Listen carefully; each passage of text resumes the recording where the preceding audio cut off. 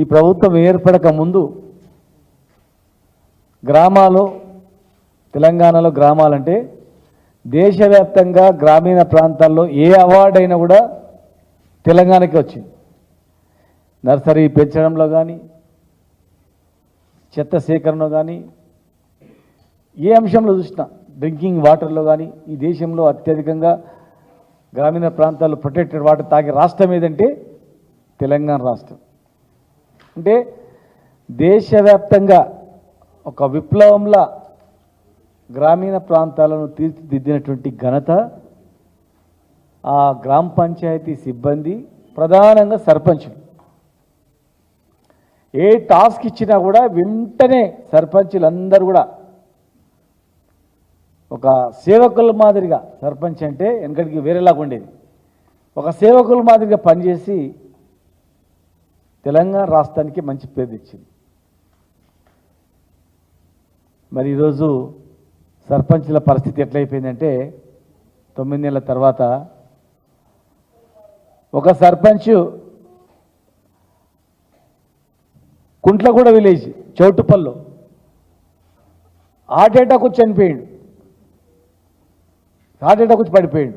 కొందరు చనిపోయారు, ఊర్లు విడిచిపోయాడు. ఎందుకంటే వాళ్ళు కష్టపడి పనిచేసినటువంటి బిల్స్ రాక, ఇంట్రెస్ట్లు కట్టలేక, ముఖాలు చూపించలేక, కన్న బాధలు పడి ప్లాట్లు అమ్ముకొని, భూములు అమ్ముకొని,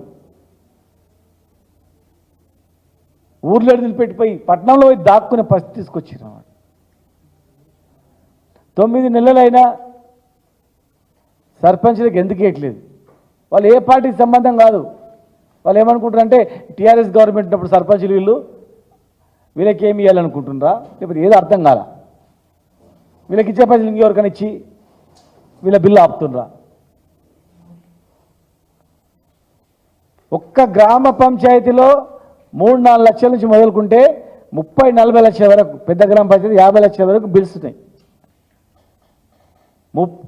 తాండాలో కూడా గ్రామ పంచాయతీలో మరి 3-4 లక్షల నుంచి 40-50 లక్షల వరకు సర్పంచ్ కష్టపడి పని చేయించిన బిల్లులు, అప్పు తెచ్చిన బిల్లులు, ఇంట్రెస్ట్ తెచ్చిన బిల్లులు ఇవ్వకుంటే, 9 నెలలనే ఇవ్వకుంటే వాళ్ళ పరిస్థితి ఏందని అర్థం చేసుకున్నారా? దాదాపు 12,769 గ్రామ పంచాయతీలో పెండింగ్ ఉన్నాయి. దాదాపు 1,300 కోట్లు పెండింగ్ ఉన్నాయి. 1,300 కోట్లు సర్పంచులు సొంత పైసలు పెట్టి అప్పు తెచ్చిన పైసలు మీరు సకాలం ఇవ్వకుంటే వాళ్ళ బతికేంది, వాళ్ళ పరిస్థితి ఏంది? ఒక్కసారి అర్థం చేసుకున్నారా? సర్పంచుల సంఘం మొత్తం మా నాయకులు ప్రతి పార్టీ నాయకుని కలిసిండ్రు, ప్రతి మంత్రిని కలిసిండ్రు, పంచాయతీరాజ్ మినిస్టర్ 5 సార్లు కలిసిర్రు, ముఖ్యమంత్రి గారిని 3 సార్లు కలిసిర్రు, చివరకు గవర్నర్ కూడా కలిసిర్రు. గవర్నర్ కూడా కలిసి, అయ్యా మీకు దండం పెడతాం, మీకు కాలు మొక్తాం, మీరు ఈ బిల్లు లేకపోతే మేము చచ్చిపోతాం, ఇక మేము ఊర్లలో ముఖం చూపించలేకపోతాం, ఊర్లలో పోతలేమని చెప్పి మొరబెట్టుకుంటే కూడా కేంద్రం నుంచి వచ్చిన 600 కోట్ల రూపాయలు ఎక్కడ దారి మళ్లించిందో తెలియదు. పక్కకు పడేసింది, ఎక్కడ మళ్లించిండ్రు. వీళ్ళకి వచ్చిన బిల్లులు ఇవ్వకుండా మూలకు పడేసిండ్రు. ఇది ఎంతవరకు? ఇక కాళ్ళు మొక్కినా ఇస్తలేరు, ఏళ్ళు మొక్కినా ఇస్తలేరు, కలిసినా ఇస్తలేరు. ఇక పరిస్థితి ఎట్లయిందంటే గ్రామాలలో ప్రతి గ్రామానికి ఒక ట్రాక్టర్ ఇచ్చినాం, ట్రాక్టర్కు నీళ్లు పోయడానికి ఇచ్చినాం. ఇలా ఈఎంఐ కట్టలేని పరిస్థితి ఏర్పడ్డది. ట్రాక్టర్ కంపెనీలు వచ్చి ట్రాక్టర్లు గుంజుకుపోయే పరిస్థితికి వచ్చినాయి. కొన్ని గ్రామాల్లో వర్షాకాలం కనుక కొంచెం నయమైంది, నిన్న వర్షాలు పడి మొన్నటి వరకు నర్సరీలు ఎండిపోయినాయి, చెట్లు ఎండిపోయినాయి, నీళ్ళు పోసే దిక్కు దివాణం లేకుండా అయిపోయారు. గ్రామ పంచాయతీ సిబ్బంది కూడా జీతాలు ఇచ్చే పరిస్థితి లేకుండా అయిపోయింది, డీజిల్ వేపించే పరిస్థితి లేకుండా అయిపోయింది. ఏదైనా చిన్న రిపేర్ చేయించి గుంతలు ఉడతామంటే కూడా ప్రమాదకరమైన గుంతలు ఉడిచే పరిస్థితి కూడా లేకుండా అయిపోయింది. ప్రతి సీజన్లో దోమల మందు, బ్లీచింగ్ పౌడరు, గమాక్సిన్ పౌడరు, రకరకాల పౌడర్లు చల్లి వ్యాధులు రాకుండా ఉండేటివి. ఎందుకంటే ప్రతి గ్రామంలో వ్యాధులు వచ్చేటివి, సీజనబుల్ వ్యాధులు వచ్చేటివి ప్రతి గ్రామంలో. మరి ఇలా ఏ గ్రామంలో చూసినా కూడా కీళ్ళ నొప్పులు, కాళ్ళ నొప్పులు, మన వైరల్ ఫీవరు, డెంగ్యూ వ్యాధి, ఎన్ని కేసులు చూడండి. పోయిన సంవత్సరము ఎన్ని కేసులు అయినాయి వ్యాధులు, ఎంతమంది హాస్పిటల్ అడ్మిట్ అయింది చూడండి. ఈరోజు చూడండి హాస్పిటల్ మొత్తం కిటకిటలు ఆడుతున్నాయి. హాస్పిటల్ కూడా మందులు లేని పరిస్థితి ఉంది. వ్యాధులు రాకుండా ఉండడానికి ఏమైనా చర్యలు చేపడదామంటే టిక్కానా లేదు, పైసలు లేదు పరిస్థితి. డీజిల్ పోయే పరిస్థితి లేదు, జీతాలు ఇచ్చే పరిస్థితి లేదు, మందులు కొట్టే పరిస్థితి లేదు. బిల్లులు ఇవ్వకుండా వచ్చిన పిల్లల్ని దారి మళ్లించి ఇలా వాళ్ళ పరిస్థితిని రోడ్ల మీద పడేస్తే ఏమైపోవాలా? 600 కోట్లు ఈజీఎస్ రోడ్లకు సంబంధించినటువంటివి పంచాయతీ బిల్డింగ్లు కట్టింది. టార్గెట్ పెట్టి సర్పంచ్లు మా పీరియడ్ అయిపోతుంది, మా పేరు ఉంటుంది, బిల్లులు వస్తాయి కదా, యథావిధిగా 2-3 నెలల్లో బిల్లులు వస్తాయి కదా అని చెప్పి వాళ్ళ పీరియడ్లో మా పేరు కనీసం గుర్తుంటుందని చెప్పి అప్పుల పాలైపోయి 20 లక్షల రూపాయలు తీసుకొచ్చి బిల్డింగ్ కట్టిండ్రు, పంచాయతీ బిల్డింగ్లు కట్టిండ్రు. బ్రహ్మాండమైనటువంటి బిల్డింగ్ కడితే ఈయన మాత్రం ఇల్లు అమ్ముకునే పరిస్థితి వచ్చింది సర్పంచ్.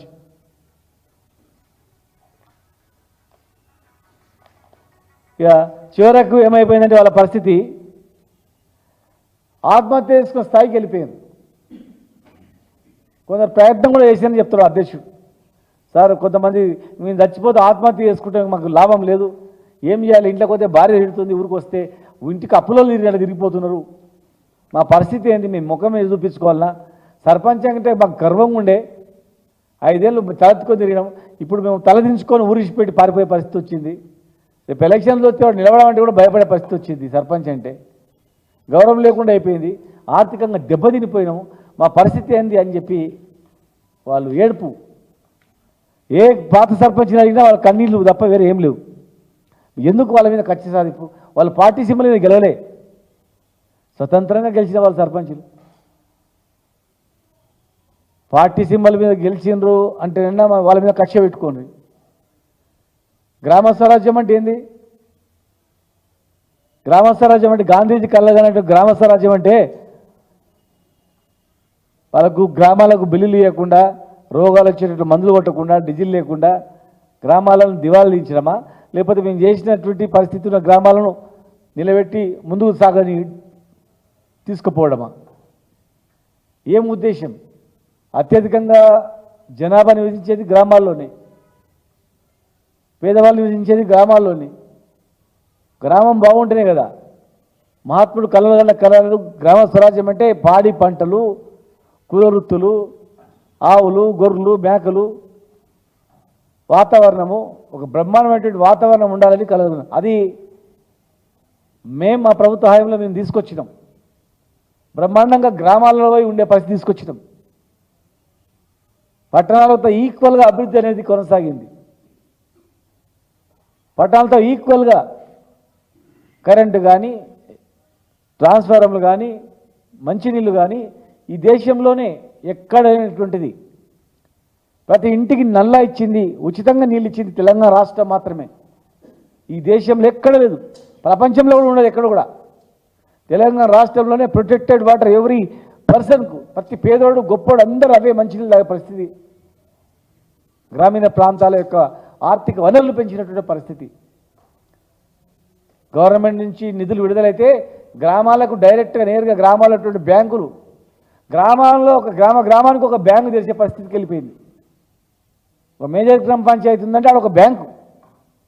అప్పుడు కాన్స్టిట్యున్సీలో 10 బ్యాంకులు ఉండకుండే.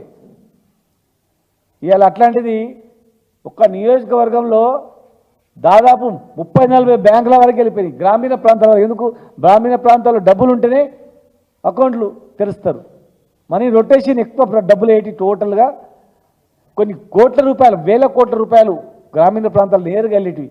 పెన్షన్ కావచ్చు, రైతు బంధు కావచ్చు, రైతు బీమా కావచ్చు, అనేక స్కీమ్స్ నేరుగా డైరెక్ట్గా గ్రామీణ ప్రాంతాలకు వెళ్ళి ఆ అకౌంట్లో పడే పరిస్థితి ఉండేది. ఇలా రివర్స్ అయిపోయింది. మార్పు అంటే టోటల్ పల్టా అయిపోయింది. చేసిన దానికి రివర్స్లో చేస్తుంది మళ్ళీ ఇప్పుడు. ఇది రాష్ట్రానికి మంచిది కాదు, మంచి పద్ధతి కాదు. మేము ఒక్కటే విజ్ఞప్తి చేస్తున్నాం, సర్పంచ్ సంఘం అధ్యక్షుడు గారు కానీ, సెక్రటరీ కానీ, మిగతా వాళ్ళు చాలామంది ఉన్నారు సర్పంచ్ సంఘం నుంచి. అన్న మా పరిస్థితి ఇవాళ లాభం లేదు, మేము ఏమైనా చేసుకుంటామంటే మేము చెప్తున్నాం, విజ్ఞప్తి చేస్తున్నాం, దయచేసి ఎవరు కూడా సర్పంచులు ఆత్మహత్య స్థాయికి వెళ్ళకండి. కొట్లాడదాం మీ తరఫున. వారం రోజుల్లో బిల్లు ఇవ్వకపోతే ఇంద్రపార్క్ దగ్గర పెద్ద ఎత్తున ధర్నా చేద్దాం. పెద్ద ఎత్తున ఆల్ సర్పంచులతో ఇంద్రపార్క్ దగ్గర ధర్నా చేద్దాం. ఫస్ట్ బిల్లులు మొత్తం సర్పంచ్లకు ఇచ్చే బిల్లు మొత్తం క్లియర్ చేయాలని చెప్పి డిమాండ్ చేద్దాం. సర్పంచ్ల బిల్లులు క్లియర్ అయ్యేంత వరకు ఏ ఒక్క కాంట్రాక్టర్, పెద్ద పెద్ద బడా కాంట్రాక్టర్లు లక్షల కోట్లు ఇస్తున్నారు. పెద్ద కాంట్రాక్టర్లు అన్నీ, కొన్ని వేల కోట్ల కాంట్రాక్టర్లు అన్నీ, కాంట్రాక్టర్ మొత్తం కూడా మంత్రులే ఉన్నారు. 2-3 మంత్రులు వాళ్ళవే ఉన్నాయి. టోటల్గా వచ్చిన బిల్లులన్నీ కూడా ఫస్ట్ రైతు బంధు కింద దాచిపెట్టిన బిల్లులు కూడా వాళ్ళ ఖాతాలకి వెళ్ళిపోయినాయి. మరి పేద బడుగు బలహీనులు సర్పంచులు పేదగా అయిపోతూ ఉన్నారు. అన్ని వర్గాలు ఉన్నారు, బీసీలు, ఓసీలు, ఎస్సీలు, ఎస్టీలు అందరూ కూడా. వాళ్ళందరూ దయానీయమైన స్థితిలో ఉన్నారు. వీళ్ళ బిల్లు ఇచ్చేంత వరకు పెద్ద కాంట్రాక్టర్ల బిల్లు ఆపి వీళ్ళ బిల్లులు క్లియర్ చేయాలి. వారం రోజులలో క్లియర్ చేయకపోతే మేము సర్పంచులకు అండగా నిలుస్తాం. పెద్ద ఎత్తున ఇంద్రపార్క్ దగ్గర ధర్నా కార్యక్రమం నిర్వహించి ఆ తర్వాత తదుపరి కార్యక్రమాన్ని కూడా మేము విడుదల చేస్తాం. వీళ్ళకు వడ్డీతో సహా చెల్లించాలా, వడ్డీతో సహా చెల్లించాలా. వారం రోజుల లోపల ఇవ్వకపోతే వడ్డీతో సహా సర్పంచులకు బిల్లులు చెల్లించాలి. మరి ధర్నా కార్యక్రమాన్ని పెద్ద ఎత్తున నిర్వహించిన తర్వాత మరి వివిధ రూపాల్లో ఉద్యమ కార్యాచరణ కూడా గ్యారెంటీ ఉంటుంది. కనుక మరి ప్రభుత్వం వెంటనే స్పందించి వీళ్ళ బిల్లులు ఇవ్వాలి, ఆదుకోవాలి. మరొకసారి సర్పంచులకు, మాజీ సర్పంచులకు విజ్ఞప్తి చేస్తూ ఉన్నా, మేము మీకు అండగా నిలుస్తాం.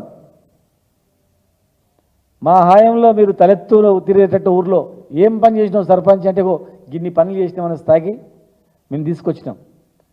మరి అన్ని హామీలు నమ్మి ప్రజలు ఎన్నో చేస్తారనుకొని వాళ్ళకు ఓట్లు వేసి అధికారంలో వచ్చారు. మరి మీకు ఏమైందో తెలంగాణ తెలుసు. కనుక మిమ్మల్ని అన్ని రకాలుగా మేము ఆదుకుంటాం. మీ కార్యక్రమాలకు మేము మద్దతు తెలుపుతాం, మీ వెంట ఉంటాం. మీ బిల్లు పైసా బిల్లు వచ్చేంత వరకు మీకు అండగా నిలుస్తాం. మరి వారం రోజుల తర్వాత డేట్ తొందరలోనే, ఈ 1 వీక్ ఇట్లా బిల్లు ఇవ్వకపోతే పెద్ద ఎత్తున 1200 పైగా ఉన్నటువంటి సర్పంచులైతే ఇంద్రపార్క్ దగ్గర మహాధర్నాగా నిర్వహించి వారికి బాసటగా నిలుస్తామంటని చెప్పి మీ ద్వారా విజ్ఞప్తి చేస్తా ఉన్నాం.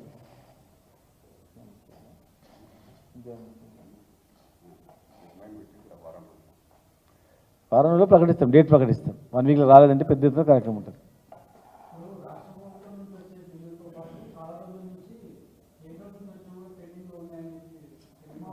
ఇప్పుడు 600 కోట్లు మొన్న వచ్చినాయి. 600 కోట్లకు కొన్ని కలిపి మీరు మొత్తం 1200 కోట్లని మీరు చెప్తున్నారు. మా సర్పంచులు అందరూ చెప్పేది ఏంటంటే 1400 కోట్లు 1300 కోట్లు అని చెప్తున్నారు. ఒక 200 కోట్లు తక్కువ చేసి చెప్తున్నారు.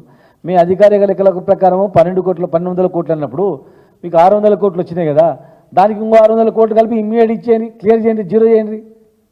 ఇంకా మిగతా బ్యాలెన్స్ ఏమేమో చూద్దాం. మా అప్పుడు కూడా నిధులు ఇవ్వలేదు, చాలా వరకు ఇస్తామన్న నిధులు కూడా ఇవ్వలేదు. ఆయన ఎప్పుడు కూడా నెల ఇట్లా దాటకుండే జీతాలు కానీ మిగతాయి కానీ ఇవ్వడం జరిగింది. ప్రతి సీజన్ వచ్చిందంటే డీసిల్టింగ్, తర్వాత క్లోరినేషన్, తర్వాత రకరకాలుగా మందులు చల్లడం, అంటువ్యాధులు రాకుండా ఎన్నో జాగ్రత్తలు తీసుకుంది. ఇప్పుడు ఎక్కడైనా ఉందా? హాస్పిటల్ ఎందుకు కిటకిటలు ఆడుతున్నాయి? స్పెషల్ ఆఫీసర్లు పెట్టిండ్రు. స్పెషల్ ఆఫీసర్లకు వాళ్ళకి పైసలు లేవు. స్పెషల్ ఆఫీసర్లు చిన్న రిపేర్ చేపిస్తే 1000 రూపాయలు పెడితే లేదు, డీజిల్ వేయించే పరిస్థితి లేదు. రేపో ట్రాక్టర్లు గుంజుకున్న పరిస్థితి వచ్చింది, ఎక్విప్మెంట్స్ తీసుకుపోయే పరిస్థితి వచ్చింది. రిపేర్ చేయించుకోలేని పరిస్థితి ఉంది. మరి హైయెస్ట్ జనాభా నివసించేటువంటి 60-70%, 60-65% పైగా నివసించే జనాభా ఉన్నటువంటి ప్రాంతాల్లో పాలన గాలికి వదిలిపెడితే ఎట్లా నడుస్తుంది సంసారం? కనుక వీళ్ళ బిల్లులు వెంటనే ఇవ్వాలి, అదనంగా నిధులు విడుదల చేయాలి. ఎవరి మంత్ సెంట్రల్ నుంచి రాకపోతే స్టేట్ నుంచి ఇచ్చేటివి మొదలు విడుదల చేయాలా, గ్రామాలకు ప్రయారిటీ ఇవ్వాలా, స్పెషల్ ఆఫీసర్ల దగ్గర డబ్బులు ఉండాలా. మేము మా హయాంలో ముఖ్యమంత్రి గారు నిధులు డైరెక్ట్గా కలెక్టర్ దగ్గర కూడా నిధులు పెట్టేస్తున్నాను, క్యాష్ నెట్గా ఏదంటే అది విత్డ్రా చేసుకొని వర్క్ చేసినట్లు. ఇప్పుడు ఆ పరిస్థితి లేదు. నేను అన్వాడ మండలంలో మెయిన్ రోడ్ తెగిపోయింది. ఇమ్మీడియట్గా రిపేర్ చేద్దామంటే కూడా మరి ఆ గ్రామంలో కానీ అక్కడ ఉన్నటువంటి మండల వ్యవస్థలో కానీ మరి డబ్బులు లేవు. 24 అవర్స్ దాటిపోయినా రాకపోక నీళ్ళు నిలిచిపోయినాయి తప్ప దాన్ని పూడ్చి రోడ్లు పోయేటట్లేం చేయలే. 24 గంటల వరకు మేము చూస్తాం. మరి ఇలా అయిందో తెలియదు. 2-3 గంటలు చేసే పని కనుక ఈ సీజన్ ఉంది. మరి నిధులు కూడా జిల్లాలలో కేటాయించాలి. వరదలో ఖరాబ్ అయిన రోడ్లు వెంటనే మరమ్మతులు చేయాలి. సీజన్ వ్యాధులు మళ్ళీ స్టార్ట్ అవుతాయి ఇక ఈ సమయంలో. కనుక వరద అన్నీ తెలంగాణ మొత్తం వచ్చింది కనుక తెలంగాణ మొత్తం గ్రామాల్లో నిధులు విడుదల చేసి ఇమ్మీడియట్గా వ్యాధులు ప్రబలకుండా జాగ్రత్తలు తీసుకొని మరి రిపేర్స్కు అన్నిటికీ నిధులు విడుదల చేయాలని, దాంతోపాటు ఇవి విడుదల చేస్తూ అదనంగా దాన్ని కూడా విడుదల చేయాలని చెప్పి డిమాండ్